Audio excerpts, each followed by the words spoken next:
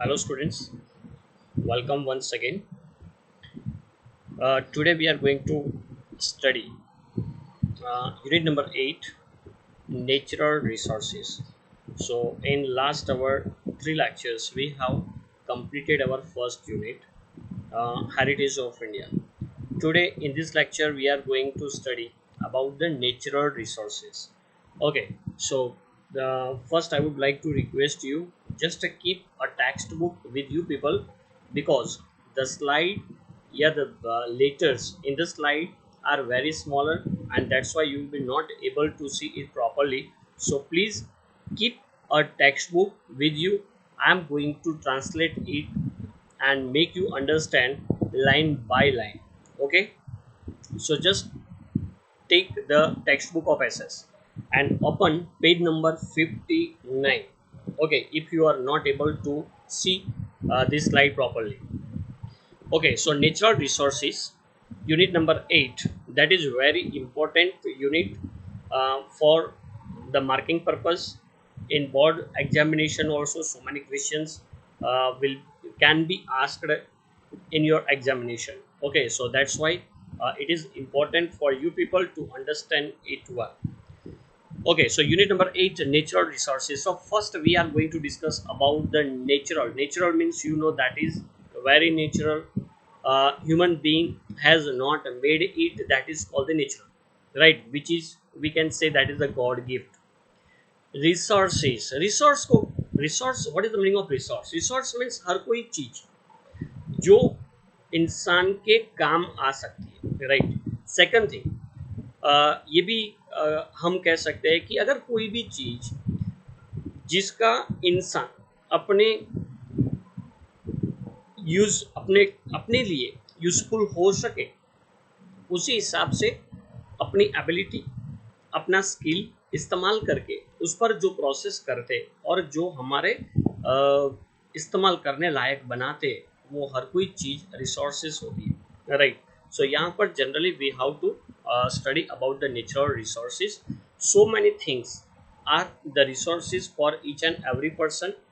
But sometimes what happen, that suppose if I talk about the textbook, so this textbook is a resource for me because it is very useful for me. तो हर कोई चीज़ जिसके लिए important है, वो हर कोई चीज़ उसको resources बोला जाता है. सो हियर नेचुरल रिसोर्सेज का मीनिंग है which is the god gift. So many things, generally we can see that the trees, okay, plants, creepers, they are the natural. Then minerals are also the natural, because the human being has to dig out from the mines or from the land. Okay, and then human being do some process on it, and then it makes it the properly for the useful of the human being. That's why it is called the resources. So human needs can be satisfied partially or completely through resources. देखो, first line of this unit, human needs can be classified या satisfied partially और completely through resources. इंसान अपनी हर कोई ज़रूरत वो completely fulfil कर सकता है only with the use of resources. Resource के बिना इंसान अपना लाइफ, अपना विकास, अपना डेवलपमेंट बिल्कुल सोच भी नहीं सकता है. There are thousands of elements in the nature. Nature में देखो, प्रकृति में बहुत सारे थाउजेंड्स ऑफ एलिमेंट्स आर देयर, but we can not call all of them resources. लेकिन ये वो जो जितनी भी चीज़ वस्तु जो हमें दिखाई देती है, वो हर कोई चीज़ को हम रिसोर्स नहीं बोल सकते. तो रिसोर्स किसको बोलेंगे? जो हमारे लिए इस्तेमाल होता है, हम जिसको यूज़फुल या तो जिसका इस्तेमाल कर सकते हैं, वो हर कोई चीज़ उसको हम. बाकी हमारे सामने देखो, सही है, आप अपनी आई से देखो, जितना भी जो भी कुछ आपको दिखाई देता है, वो हर कोई चीज़ वैसे तो रिसोर्स है, राइट? लेकिन हर कोई चीज़ आपके लिए रिसोर्स है, ये मुमकिन नहीं है. These elements can be called the resources only when they are utilized by man. देखो, वो हर कोई चीज तब रिसोर्स बनती है जब इंसान उसको अपने लिए इस्तेमाल कर सके. ऐसा जब उस पर प्रोसेस करता है, और वो प्रोसेस कब करेगा? थ्रू हिज स्पेशल नॉलेज, इंसान के पास स्पेशल नॉलेज होता है तब जाके वो उसका इस्तेमाल कर सकता है, और एक्सपर्टाइज, राइट, उसमें अगर मान लो आपके पास एक्सपर्टाइज है तो वो उस पर प्रोसेस करके, ये टेक्स्ट बुक है एसएस की, वो मेरे लिए रिसोर्स है क्योंकि मैं उसका अच्छी तरह से इस्तेमाल कर सकता हूँ। लेकिन if we give this book to a farmer who doesn't know the read और राइट, तो उनके लिए ये टेक्स्ट बुक रिसोर्स नहीं रहेगी। अगर मान लो कि जंगल में हम जाते, फॉरेस्ट में जाते, वहाँ पर बहुत सारे ट्रीज है, वो ट्रीज शायद हमारे लिए रिसोर्स नहीं रहेगा क्योंकि हम उसका इस्तेमाल कैसे करना है वो नहीं जानते।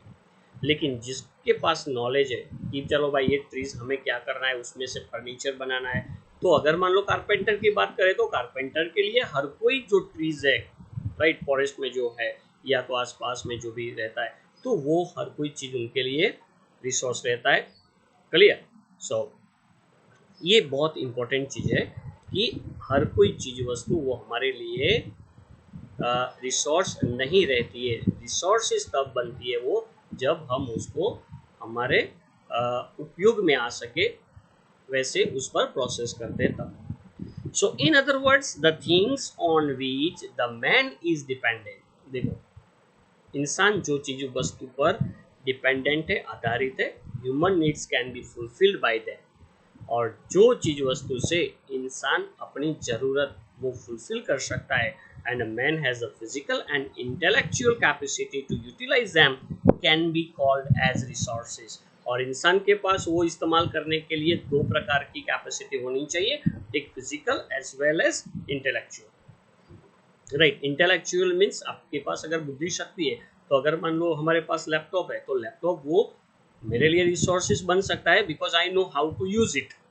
बट अगर थर्ड पार्टी, अगर मान लो a person who is illiterate person, उनको अगर लैपटॉप दे दो वो चला भी नहीं पाएगा। दैट्स वाई वो चीज जो मेरे लिए रिसोर्स है वो उनके लिए रिसोर्स नहीं रहती है, राइट। सो इंटेलेक्चुअलिटी और फिजिकल, फिजिकल भी देखो बहुत सारे ऐसे मतलब मिनरल्स है जो जमीन के अंदर से निकालना पड़ता है, उसके लिए फिजिकल स्ट्रेंथ चाहिए। तो जिसके पास फिजिकल स्ट्रेंथ है, जो उसका इस्तेमाल कर सकता है अच्छी तरह से, वो हर कोई चीज उनके लिए रिसोर्स है जो हमारे लिए रिसोर्स नहीं है। So in this way anything which is used to fulfill the human needs become a resource. So in ancient times man did not know about the minerals buried within the land, so these were not the resources at that time. अगर मान लो अभी जो भी minerals हम देखते हैं, ऐसा नहीं है कि वो मिनरल्स अभी अभी जमीन के अंदर से मिल रहे हैं, वो थाउजेंड्स ऑफ ईयर्स की बात करें, उसके पहले की बात करें, तभी तो वो मिनरल्स जमीन के अंदर थे। वो मिनरल उनके लिए मतलब प्रिमिटिव एरा में जो इंसान था, प्रिमिटिव मैन था, उनके लिए वो रिसोर्स नहीं था क्योंकि उनको उसका इस्तेमाल कैसे करना है वो पता ही नहीं था। अब वही चीज का इस्तेमाल करके आज की जो जनरेशन है, आज के जो लोग हैं, वो अपना खुद का डेवलपमेंट कर सकता है। उसका इस्तेमाल कैसे करना है वो भी इंसान जानता है। उस वजह से वो चीज जो थाउजेंड्स ईयर्स पहले जो हमारे पास हुआ करती थी फिर भी रिसोर्स नहीं थी, आज वही चीज हमारे लिए रिसोर्स है। So but today these are extremely useful due to their utility and the developed techniques of mining. लेकिन आज क्या हुआ है, दीज आर एक्सट्रीमली यूजफुल, हमारे लिए बहुत यूजफुल है। क्यों? ड्यू टू देयर यूटिलिटी, क्योंकि आज उसका उपयोग भी ऐसे होता है, and the developed technique of mining, और माइनिंग की बहुत सारी टेक्निक है। आज का इंसान अगर जमीन के अंदर 15-20 किलोमीटर या 50 किलोमीटर नीचे जाना है तो वो माइनिंग कर सकता है क्योंकि हमारे पास आजकल टेक्नोलॉजी है। उस टाइम पर इंसान के पास ये टेक्नोलॉजी नहीं थी, right, and that's why we are using all these things for the development. So the natural resources should have both the virtues of utility and the capability to work. दो चीज होनी चाहिए उसके पास। Natural resources should have both, दोनों चीज होनी चाहिए। क्या क्या है? वर्च्यूअस ऑफ यूटिलिटी, मतलब वो इस्तेमाल होने लायक होनी चाहिए, and the capability to work, सही है, और काम करने की क्षमता भी होनी चाहिए। The resources are made of the interaction of the three, nature, man and the culture. ये तीन चीज, सही है, उनका इंटरेक्शन होके रिसोर्सेज बन पाते हैं। उसमें एक नेचर, तो याद रखो कि नेचर नहीं है तो नेचर के अलावा रिसोर्सेज अवेलेबल ही नहीं रहेगा, या तो कोई भी चीज वस्तु जो नेचुरल थिंग्स हमें मिलती है या तो नेचुरल रिसोर्सेज मिलते हैं वो अवेलेबल नहीं रहेगा। सो ये सब नेचर में से मिलता है। सो नेचर मैन, अगर मान लो नेचर में बहुत कुछ है लेकिन अगर उसका इस्तेमाल करने वाला कोई नहीं है, ओनली अगर मान लो कि दुनिया में सिर्फ एनिमल होते तो आप क्या मान रहे हो? एनिमल गोल्ड का इस्तेमाल कर सकता, सिल्वर का इस्तेमाल कर सकता है, वो माइनिंग कर सकता है? बिल्कुल नहीं, राइट। सो मैन, इंसान उसका यूज करने वाला होना चाहिए। एंड द कल्चर, अगर इंसान है लेकिन उसके पास कल्चर नहीं है, कल्चर का मीनिंग क्या है? The way of life. Okay, उनके पास जो आइडियोलॉजी है, उसके पास जो इंटेलेक्चुअलिटी है, एबिलिटी है, स्किल है, नॉलेज है, टैलेंट है, उसका इस्तेमाल करके वो इंसान है, वो प्रकृति में से बहुत सारी चीज वो इकट्ठा कर सकता है या तो उसका इस्तेमाल कर सकता है। दैट्स वाई ये हर कोई चीज उनके लिए रिसोर्सेज बन पाती है। इसका मतलब ये हुआ कि ये तीनों के बीच में इंटरेक्शन होना चाहिए। इंसान होना चाहिए मैन, लेकिन वो कल्चरल होना चाहिए, राइट, जिसके पास इंटेलेक्चुअलिटी है, एबिलिटी है, स्किल है, टैलेंट है, राइट। और ये दोनों का इस्तेमाल करके वो नेचर में से वो निकालता है, राइट, नेचर के पास से वो प्राप्त करता है। That's why it becomes the resources. अब uses of resources, next point है हमारा। रिसोर्सेज है लेकिन उसका इस्तेमाल कैसे करना है या तो यूजेस क्या क्या क्या है, ये बहुत इंपॉर्टेंट चीज है। Uses of resources. So resources are useful to us in many ways. देखो, बहुत तरीके से रिसोर्सेज हमारे उपयोग में आता है। We learn about its role gradually at every stage of the human life.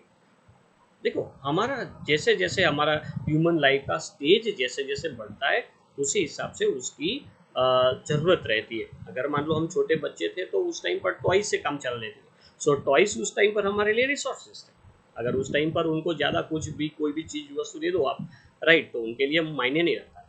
अगर मान लो जैसे आप बड़े हो गए तो अभी आपके लिए खिलौना ये रिसोर्स नहीं है। अभी आपके पास जो ज़रूरत है आपकी, सही है, जो चीज़ वस्तु आपके खप में आ सकती है, ज़रूरत आपकी हो सकती है, राइट, तो वो हर कोई चीज़ आपके लिए रिसोर्सेज है। So all activities from the agriculture to industries ultimately depend on natural resources. हर एक जो इंडस्ट्रीज है, एग्रीकल्चर से लेके कोई भी बड़ी बड़ी इंडस्ट्रीज तक, वो सब किस पर डिपेंडेंट है? Natural resources. Without natural resources we can't think about ourselves. हम हमारे बारे में कभी सोच भी नहीं सकते। Let us know more about it. चलो उनके बारे में ज़्यादा समझते हैं। सो रिसोर्स फर्स्ट है use resource as food. Okay, उसका इस्तेमाल एज अ फूड होता है। Various food requirement of the man are compiled by the various resources. अलग अलग जो फूड रिक्वायरमेंट्स है इंसान की, वो अलग अलग रिसोर्स से, सही है, वो कंपाइल्ड होती है। सपोज फ्रूट्स ग्रो नेचुरली, हम जो फ्रूट्स का इस्तेमाल करते हैं वो नेचुरली कुदरती प्रक्रिया से हमें मिलते हैं, right. Then various crops obtain through the agriculture, खाने के लिए जो क्रॉप्स चाहिए वो खेती करके हम पैदा कर लेते हैं। Milk and its products, okay, then उस दूध, उनकी जो प्रोडक्ट्स है, एंड मीट, मांस, मच्छी चाहिए, obtain through the domestic animals, fish and the other aquatic animals. Aquatic animals means the animals living in water या सी। So animal from the reservoirs, honey prepared by the honeybees, etc. are used as the food items. Okay, so resources as a food, उसमें हमने देखा कि जितना भी खुराक है, इंसान अपना जीवन टिकाए रखने के लिए जो खुराक का इस्तेमाल करता है, वो खुराक कहीं ना कहीं नेचुरल रिसोर्स में से ही मिलता है, राइट। वो खुद तो कुछ वो पका सकेगा लेकिन उसके लिए क्या चाहिए? रिसोर्स चाहिए, राइट। अगर मान लो आपको चावल बनाना है, सही है, तो चावल के लिए कम से कम चावल तो चाहिए खेत में से, राइट, पैडी चाहिए। तो ये पैडी वो नेचुरल रिसोर्सेज, राइट, जहाँ पर होती है वो भी नेचुरल रिसोर्स है। लैंड, पानी चाहिए, पानी ऑल्सो, पानी water that is also the natural resources, right. और उसका इस्तेमाल करने वाला इंसान है, right. So once again, fruits वो ट्रीज पर से मिलते हैं, राइट, ये भी नेचुरल रिसोर्सेज है। मिल्क और उसकी जितने भी प्रोडक्ट्स है, वो हमें हमारे डोमेस्टिक एनिमल में से मिलता है। उसके अलावा मीट, फ्लैश, वो सब हमें डोमेस्टिक एनिमल, वो भी डोमेस्टिक एनिमल से मिलता है। फिश, यस, या तो दूसरे एक्वेटिक एनिमल से उनके पास है। और जितने भी क्रॉप्स, राइट, जो धान्य हम करते हैं, खाने के लिए इस्तेमाल करते हैं, वो भी तो हम खेत में हम उगाते हैं, राइट। तो फर्स्ट इस्तेमाल मतलब uses of resources as use of resources as the food, okay, resources as a food. Second, resources का इस्तेमाल दूसरा, resource as a source of raw material. Raw material में इस्तेमाल होता है। कोई भी चीज तैयार करने के लिए रॉ मटेरियल चाहिए। अगर रॉ मटेरियल नहीं है तो without raw material we can not produce anything. So various goods obtain from the forest, तो जंगल में से खास करके हम बहुत सारी ऐसी चीज वस्तु प्राप्त करते हैं। Then agro products, okay, agro products means जो खेत में से जो प्रोडक्ट्स आती है। देन वूल, अगर मान लो एग्रो प्रोडक्ट की बात करें तो अगर मान लो आपके पास वीट है तो वीट में से आप रोटी बना सकते हो, लेकिन वीट ही नहीं रहेगा तो आप रोटी नहीं पका सकते। So wool,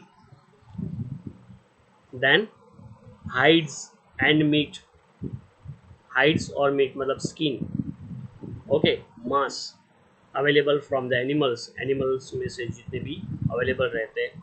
then mineral ores, धातु, लेकिन काची धातु जो जमीन के अंदर से मिलती है।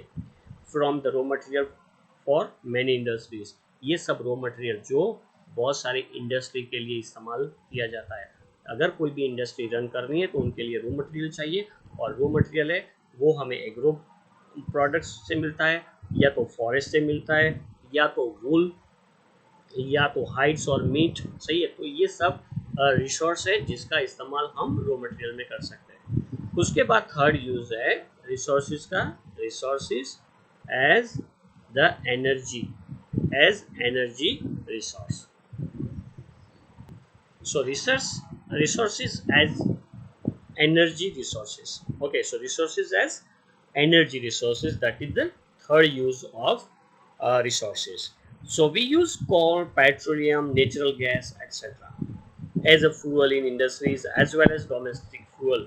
Domestic fuel, घरेलू, अगर मान लो आपको कुछ खाना, गांव में आज भी देखो, गांव में अभी मान लो कुछ खाना पकाना है तो वहाँ पर उनके लिए जो ईंधन चाहिए, राइट, तो वो डोमेस्टिक ईंधन के लिए इस्तेमाल होता है।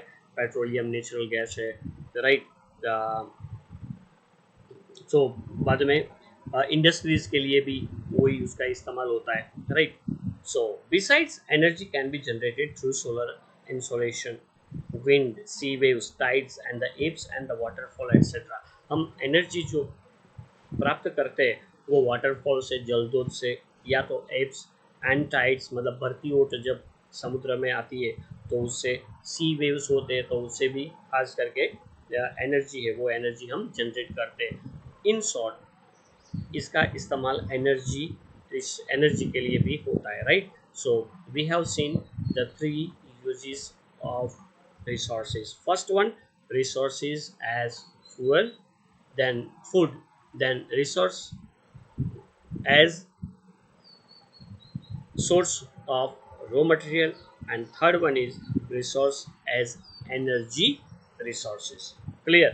अब types of resources, जो resources है उनका क्लासिफिकेशन किया गया है, सही है। तो generally these resources are classified as follow. First one, on the basis of ownership, सबसे पहला है ऑनरशिप के बेसिस पर। Second one, on the basis of reavailability, reavailability means पुनः प्राप्य, एक बार खत्म हो गया उसके बाद दोबारा अगर वही रिसोर्स हमें मिलता है तो। And third one is on the basis of distribution centre, distribution centre के हिसाब से। इन शॉर्ट जो रिसोर्सेज है उनका क्लासिफिकेशन तीन तरीके से किया गया है। First one on the basis of ownership, second one on the basis of reavailability, and third one is on the basis of distribution centre. उसमें फर्स्ट वन ऑनरशिप के हिसाब से देखें तो ऑनरशिप के हिसाब से उसको फिर से तीन विभाग में डिवाइड किया गया है। एक इंडिविजुअल रिसोर्सेज, इंडिविजुअल व्यक्तिगत, ओके, और इंडिविजुअल है, दूसरा है नेशनल राष्ट्रीय, and third one is the global. Clear? once again, types of resources, so they are classified in three ways. First one, on the basis of ownership, on the basis of re-availability, and on the basis of distribution center. अब जो ownership के base पर है उसमें भी तीन उसको divide किया गया तीन तरीके से। First one individual, individual means व्यक्तिगत, ओके। सपोज मान लो कि आपकी जमीन, लैंड जो आपके नाम की है, आपकी प्रॉपर्टी जो है, सही, आपका घर है, तो ये सब इंडिविजुअल है। Then national resources, national means वो राष्ट्र अपने लिए इस्तेमाल करता है, मतलब आर्मी है, तो आर्मी अगर देश में कुछ भी अगर मान लो विकट समस्या ऐसी क्रिएट होती है तो उस टाइम पर उसका इस्तेमाल किया जाता है आर्मी का, वो हमारे देश के लिए होती है, वो दूसरे के लिए लड़ने नहीं जाएगा, राइट?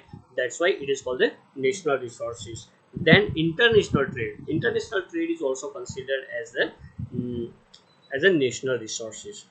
Third one है global. Global means वैश्विक है. Okay, resources of common ownership of all the nations of the world. पूरे विश्व के जितने भी देश है वो सबकी मालिकी कॉमन रहती है, right?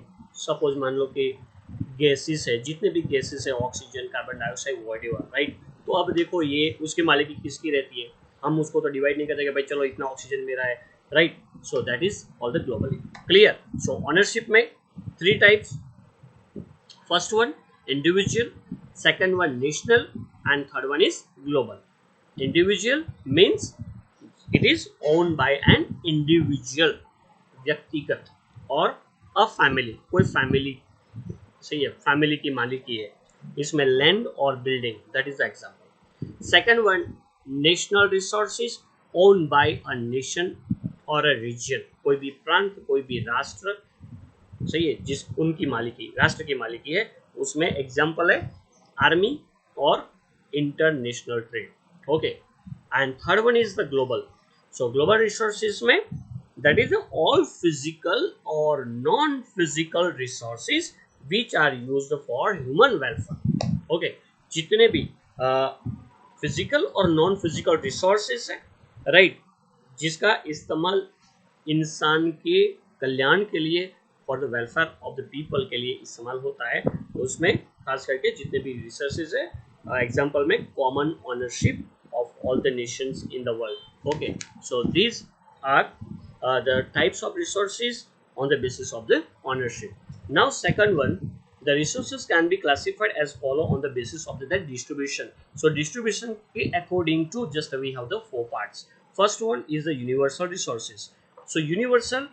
Second one is the generally available resources. Third one rare resources, and fourth one is the solitary resources. Okay, so in our second slide, just we are going to study about the resources according to distribution.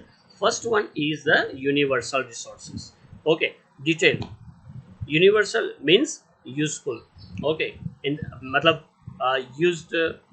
useful in the atmosphere या whatever is found, the useful gases, खास करके देखो जितने भी gases है, right, तो ये generally सभी जगह पर ये देखने को मिलता है, उसकी मालिकी, उसकी ऑनरशिप वो किसी के अंडर में नहीं है, मतलब that is called the universal. उसका इस्तेमाल हर कोई बंदा कर सकता है, हर कोई कास्ट का इंसान इस्तेमाल कर सकता है, हर कोई रीजन या हर कोई रिलीजियन पर्सन उसका इस्तेमाल कर सकता है। एग्जाम्पल में देखो तो ऑक्सीजन है और नाइट्रोजन है, राइट, या दूसरे भी जो गैसेस है उसके बारे में हम डिस्कस कर सकते हैं। क्लियर? सो डिस्ट्रीब्यूशन के अकॉर्डिंग टू उसको चार विभाग में डिवाइड किया गया है। First one is the universal resources, उसमें यूनिवर्सल यूजफुल गैसेस का समावेश होता है, एग्जांपल ऑक्सीजन और nitrogen. Second one is generally available resources. तो जनरली अवेलेबल, खास करके कहीं पर भी देखो तो आपको इजीली अवेलेबल रहेगा, राइट। सो इजीली जो अवेलेबल है that is called the generally available resources. We can से लैंड, कहीं पर भी जाओ जमीन आपको देखने को मिलेगी, सॉइल देखने को मिलेगी, वाटर पानी आपको कहीं पर भी देखने को मिलेगा, और pasture land, pasture means open खुली जगह जो होती है that is called the pasture land. Right. तो partial land that is also the example of the generally available resources. Third point है rare resources. Rare resources those available at limited places. Okay, rare resources उसकी detail देखो तो क्या है उसमें, they are available at a limited places, बहुत मर्यादित जगह पर जो देखने को मिलता है उसको हम रेयर रिसोर्सेज बोलते हैं। Just like the minerals. तो मिनरल एक ऐसा रिसोर्स है जो हर कोई जगह पर नहीं मिलता है, राइट। मान लो कि इंडिया में बहुत कम मात्रा में ऐसे मिनरल है जो भारत में अवेलेबल है। साउथ अफ्रीका की बात करो तो वहाँ पर दूसरे कोई मतलब रेयरली आपको मिलता है। गोल्ड, अगर गोल्ड की बात करो तो गोल्ड माइंस है वो भारत में सब जगह पर सब स्टेट में नहीं मिलता है। वो शायद कर्नाटक में देखो, तमिलनाडु में देखो, तो झारखंड में देखो, तो वहाँ पर बहुत कम मात्रा में जगह ऐसी होती है जहाँ पर ये अवेलेबल होता है। That's why they are considered as the rare resources. So minerals like the coal, petroleum, copper, gold, uranium etcetera. Then the solitary resources. Solitary का मीनिंग है aloneness.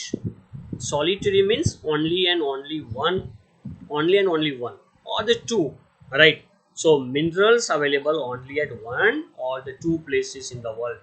Solitary resource का मीनिंग है दुनिया में एक या दो जगह पर जो मिनरल अवेलेबल है, that is considered as the solitary resources. उसमें एग्जाम्पल है, सिर्फ एक ही एग्जाम्पल है, cryolite. Okay, so cryolite is a mineral which is available in Greenland, जो ग्रीनलैंड में अवेलेबल है, right? So according to distribution, resources are classified in the four ways. First one is universal, second one is generally available resources, third one is rare resources, and fourth one is the solitary resources. Now you could understand the detail of the two types. So you could understand the detail of the two types. Resources can be classified by the other methods also.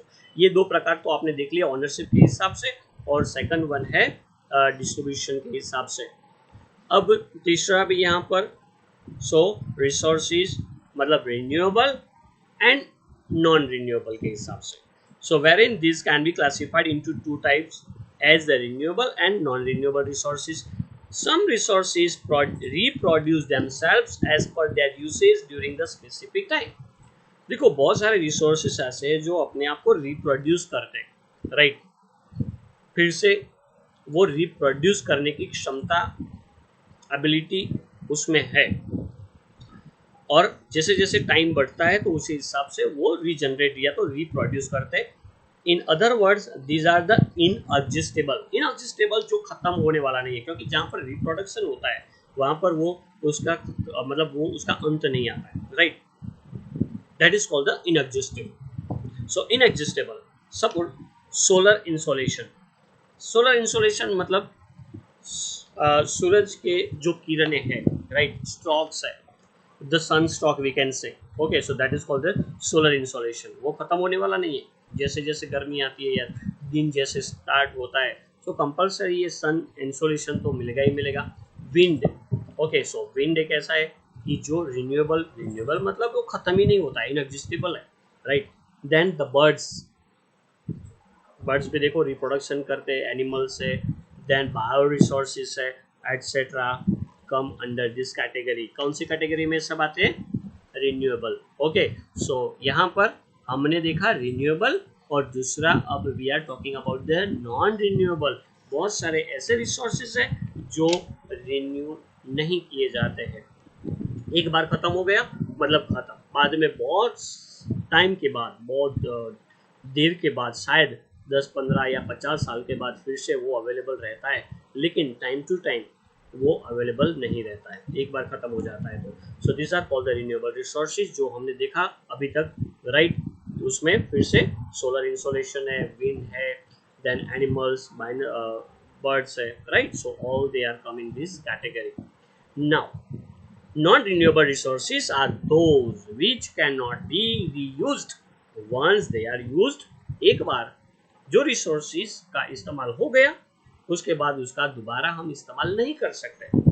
Can not be reproduce, या तो उसको हम दोबारा इस्तेमाल भी नहीं कर सकते, या तो दोबारा रिप्रोड्यूस भी नहीं कर सकते और can not be reform in your future. और नजीक के भविष्य तक में नजीक के जो भविष्य तक हम उसको फिर से रिप्रोड्यूस नहीं कर सकते, रिफॉर्म नहीं कर सकते।